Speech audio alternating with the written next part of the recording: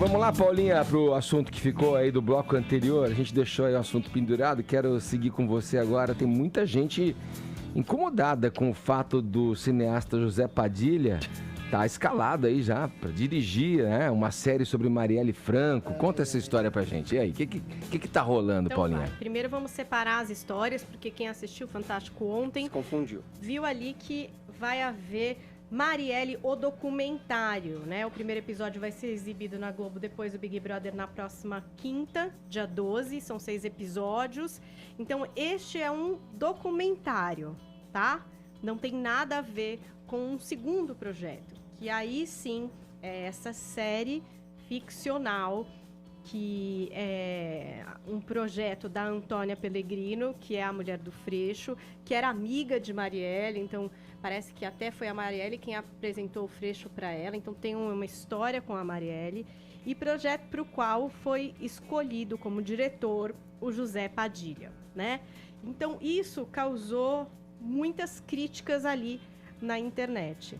Então, primeira questão que foi levantada é que, como cabeças de projeto, então pensamos aqui em roteiro e direção, não havia nenhum negro. E, de acordo com muitos, isso iria até no desencontro do que acreditava a Marielle, que era militante por políticas de inclusão racial e social. Então, temos aí Padilha, um homem branco, e também o roteirista Jorge Moura, um homem branco. Outra questão que foi levantada é que o Padilha é visto por muitos como uma pessoa de direita. Muito por causa da série Um Mecanismo, por exemplo, né? Que é tida como uma série que presta quase que uma homenagem ficcional à Lava Jato, a forma com que ele abordou ali a figura que personifica o Sérgio Moro. Então, muita gente viu essa série. Inclusive, e que depois da segunda temporada... A própria Antônia Pellegrino... Eu acho que não viram a segunda temporada. Mas a própria Antônia Pellegrino escreveu um artigo para a Folha em que ela classificava a série como um panfleto fascista. Ah, que legal. Ela mesma escreveu esse artigo. Então, esses dois pontos foram levantados. E que fez muita gente atrás da Antônia para conversar sobre isso, sobre todas essas críticas que estavam acontecendo. A Antônia conversou com Maurício Sticer e aí, em vez de acalmar os ânimos, parece que piorou ainda mais, né? Bom, então nessa conversa ela citou esse ponto de vista dela a respeito do mecanismo, disse que não mudou de opinião a respeito disso. Ela também lembrou que o Padilha se arrependeu depois da forma com que ele tratou toda a Lava Jato e Moro na série, né? Ele também escreveu para a Folha um artigo no qual ele dizia assim, ó, o leitor sabe que sempre apoiei a Operação Lava Jato e que chamei Sérgio Moro de samurai Ronin, numa alusão à independência política que, acreditava eu, balizava sua conduta. Pois bem, quero reconhecer o erro que cometi. Então, nesse artigo dele. Aí, ela também diz assim, Antônia, ó, sou progressista e não punitivista. Ele se arrependeu. As pessoas erram e não acho que seja um erro suficiente para a gente cancelar uma pessoa. E aí, ela também traz uma outra questão, que como essa série vai tratar de milícia, né, vai tratar de um assunto delicado, ela traz alguns riscos. Ela disse assim, ó, esse não é um projeto de série que você pode dar para qualquer pessoa.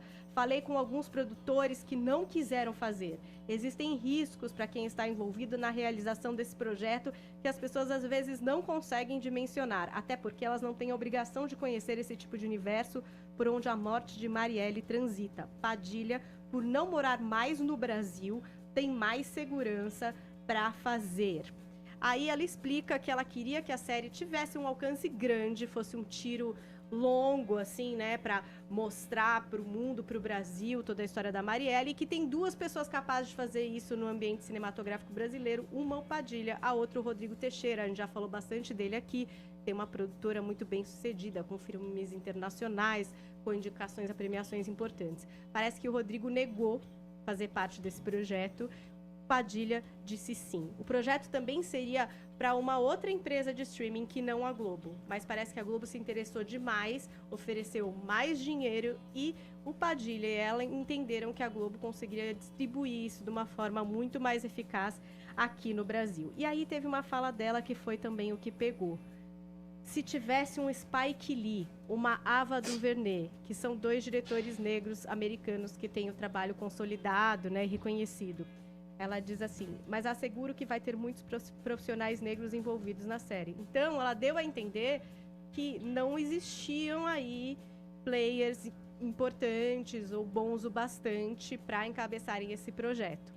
E isso também pegou mal pra caramba, né? Todo mundo, bom, talvez seja um desconhecimento seu. Olha, tem o Lázaro Ramos que está produzindo aqui. Olha, tem esse outro cara aqui. Então, as pessoas também a criticaram por causa disso.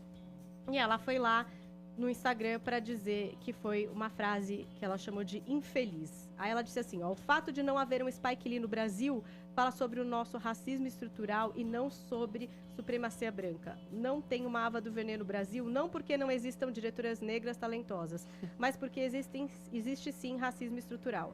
Abrir espaço para diretores, roteiristas, profissionais negros é um compromisso público que fizemos. E o julgamento de estarmos comprometidos em reduzir racismo é muito precipitado. Bom, a gente vai ter a estreia dessa série só em 2021. Serão 2 temporadas, né? Ainda tem coisas para acontecer, nesse caso Marielle, eles ainda estão esperando também algumas coisas se colocarem para dar essa continuidade. E o Padilha, na coletiva, disse o seguinte, ó, a série será ficcional, como os 2 Tropas de Elite foram ficcionais, mas baseada em uma história real e na vida de Marielle Franco e em tudo o que ela representa. E aí, gente? Não, sabe o que eu fiquei pensando? Eu acho que a polêmica acaba sendo gerada por um assunto periférico ali, derivado ali dessa história toda. Porque você falou uma frase aí que eu fiquei pensando. O Padilha tem mais segurança para fazer a série porque mora fora do país. O caso é um caso que mexe no cerne de uma questão ainda inconclusa, que expõe a justiça brasileira, a polícia brasileira nessa investigação. São 2 anos já sem saber quem matou e por que mandou matar. E nitidamente ela mexia com questões dentro da política que tudo leva-se a crer que ela foi realmente executada por alguma questão, né? Que descontentava a muitos na política. Ela tinha enfrentamento. Você vê, a gravidade de tudo isso, eu acho que está na essência de uma realidade que a gente vive. Eu acho que a série, como produto de, no final das contas, entretenimento, sempre acaba ali no salvo-conduto da ficção, né? Temos uma ficção, então temos o direito de errar para poder colocar na conta da ficção, que foi um pouco o que aconteceu com o mecanismo, né? De aumentar alguns pontos e tirar de outros pontos. Agora, desagradou todo mundo. Um caso inconcluso ainda, uma questão que eu não sei, olha... eu acho que pode ser legítimo as pessoas do audiovisual se levantarem, colocarem questões em torno da equipe. Essa Antônia que você falou, Paula, não é a que dirigiu aquela série da Globo, como se chamava? As Negas, como é que era aquela série? Eu lembro. Você lembra dessa série que tratava disso também? Negras periféricas? Não, ela escreve, né? Ela esteve envolvida... com outras produções, como Tim Maia, Eden, Bruna Surfistinha. Mas ela é mais da área de escrever, ela é roteirista, né? Sim. E, enfim. Eu acho, sobretudo, é importante que se faça filmes sobre a Marielle, principalmente por uma coisa muito simples, dar voz a ela. A gente só sabe do assassinato de Marielle. E é pouco provável que o documentário ou a série ficcional vá resolver o assassinato da Marielle em tempo ou vai falar algum tipo de ilação que seja mais concreta do que a que a gente já tem. O que a Marielle pensava sobre exatamente isso que a gente está falando, esquerda identitária, sobre vítimas preferenciais, sobre Sérgio Moro, sobre Lula, sobre a Lava Jato? O que ela pensava sobre isso? A gente nunca ouviu praticamente a voz da Marielle. A gente sempre viu exatamente a martirização da Marielle pós-mortem, morta, parece, ao que tudo indica, por milicianos. Mas a gente percebe, né, e o Edgar falou que eu tenho minhas teorias de conspirações, que a milícia da esquerda chega a ser uma coisa caricatural. Qual que é a liberdade que o Zé Padilha vai fazer para fazer essa série? Absolutamente nenhuma. Porque ele não é negro, e aí a mulher falou que não tem negros suficientes no mercado da arte, ela é atacada pelo movimento negro, ela tem que pedir desculpas, mas dizer que o Zé Padilha está fazendo filme porque ele tem segurança, porque ele pode ser menos atacado lá fora. Ou seja, é tudo um arcabouço